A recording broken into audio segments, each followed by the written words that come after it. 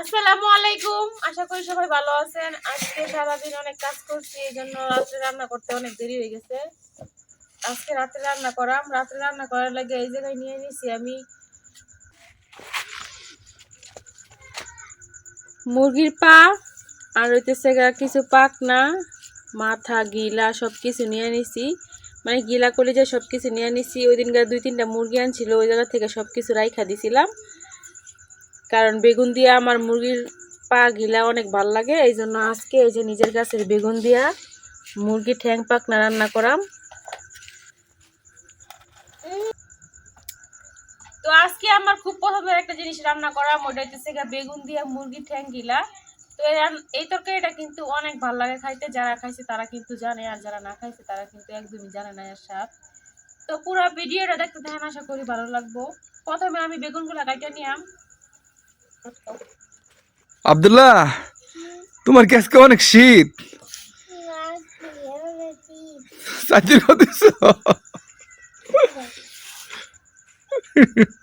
শীতই তো আমার দিকে তো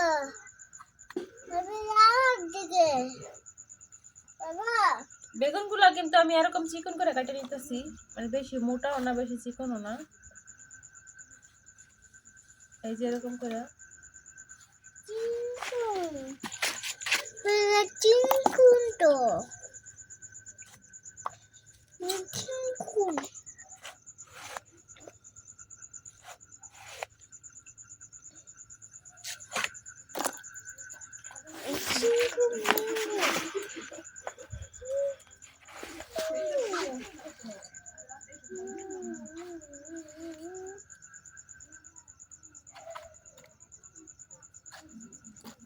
আল্লাহর রহমতে আমার গাছের বেগুনের মধ্যে একটাও পোকা নাই।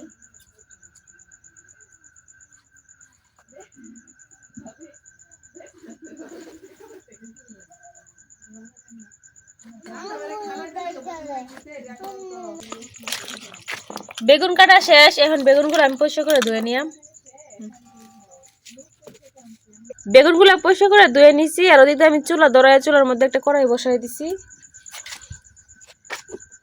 এখন কড়াইয়ে তেল দিয়ে নিতেছি।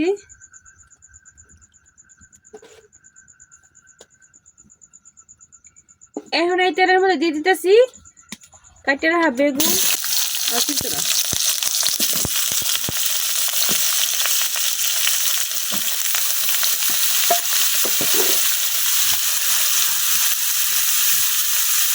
এখন দিয়ে দিতেছি হালকা একটু লবণ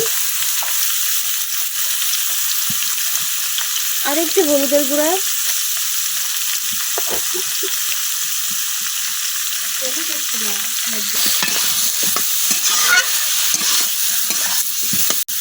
এখন লবণ আর হলুদের সাথে বেগুনটা আমি কিছুক্ষণ ভাজি করে নেন।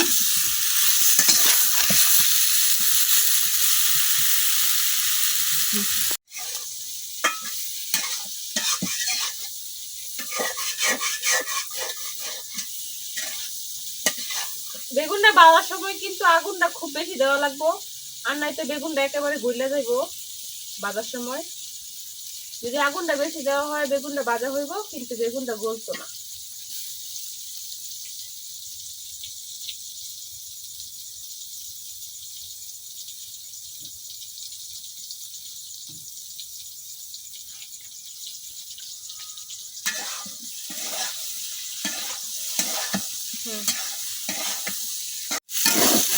বেগুনটা ভাজা হয়ে গেছে, এখন আমি উঠাই নেব।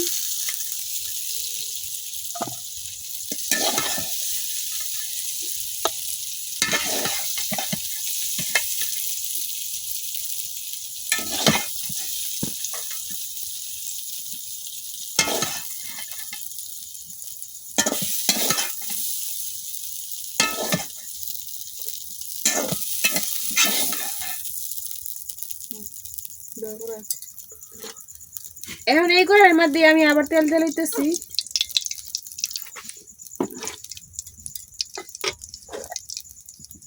এখন এই তেলের মধ্যে দিয়ে নিলাম কাটে রাখা পেঁয়াজ,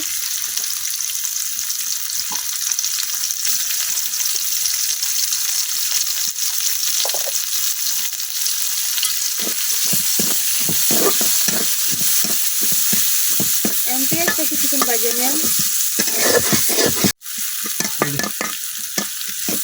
এখন দিয়া দেন আদা রসুন বাটা,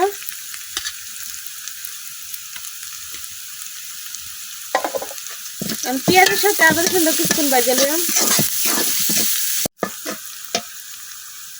এখন দিয়ে দিতেছি কিছু আস্ত গরম মশলা। পেঁয়াজের সাথে কিন্তু আদা রসুন বাটাটা আমি অনেকক্ষণ ভাজি করে দিচ্ছি। এখন দিয়ে দেব অল্প একটু পানি।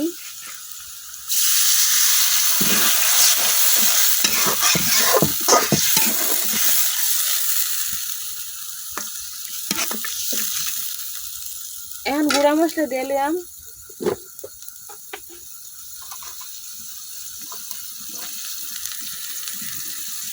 হলুদ,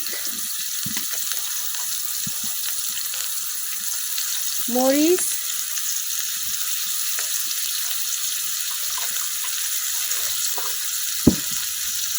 লবণ,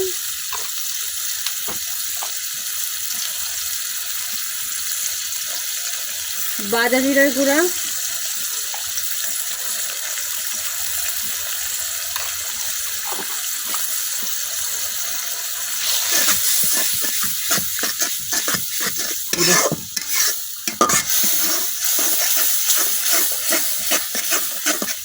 এখন মশলা কিছুক্ষণ কষাই নেন। মশলাটা কষানো হয়ে গেছে, এখন আমি দিয়ে দেব মাংসগুলো।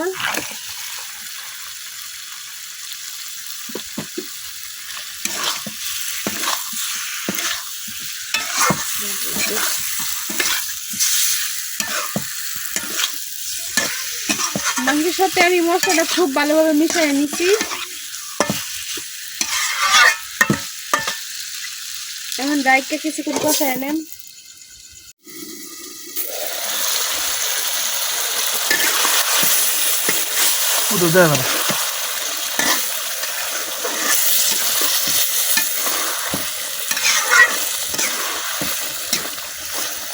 মাংসটা কিন্তু এখন কষানো হয় নাই, আর একটু কষানো হইব। ডাইটটা আর কিছুক্ষণ কষায় নেন।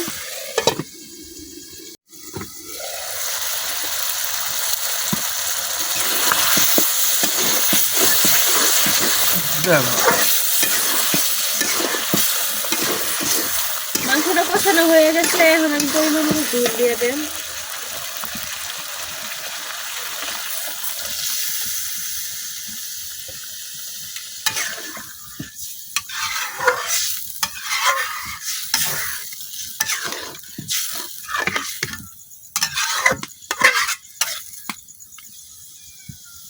এতটুকু ঝুলে আমার হয়ে যাবো। এখন ডাইটটা কিছুক্ষণ রান্না করে নেন।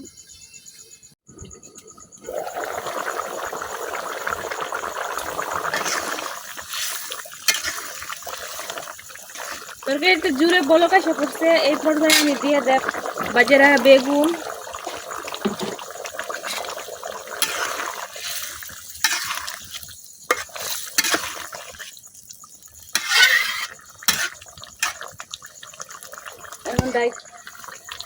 এখন ডাইকে কিছুক্ষণ রান্না করে নেন।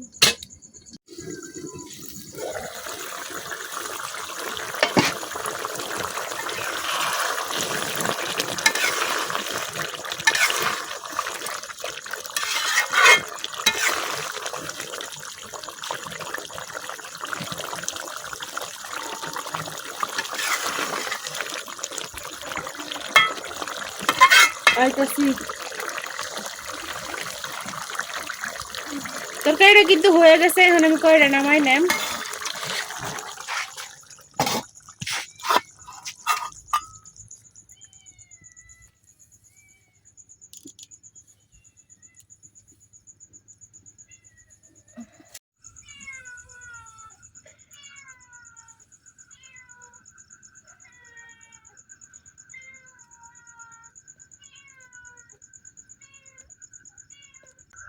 তো মুরগি ঠ্যাং পাকনা গিলা দিয়া বেগুনের তরকারি কিন্তু রান্না হয়ে গেছে।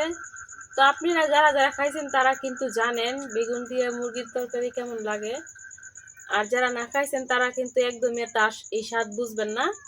তো যারা না খাইছেন তারা একবার হইলেও ট্রাই করে দেখবেন কেমন লাগে। আমার রেসিপিটা কেমন হয়েছে অবশ্যই কমেন্টে জানাবেন। আর আমার ভিডিও যদি ভালো লাগে আমার চ্যানেলটা সাবস্ক্রাইব করে দিবেন। আজকের ভিডিও পর্যন্তই। সবাই ভালো থাকবেন, সুস্থ থাকবেন। আল্লাহ হাফেজ।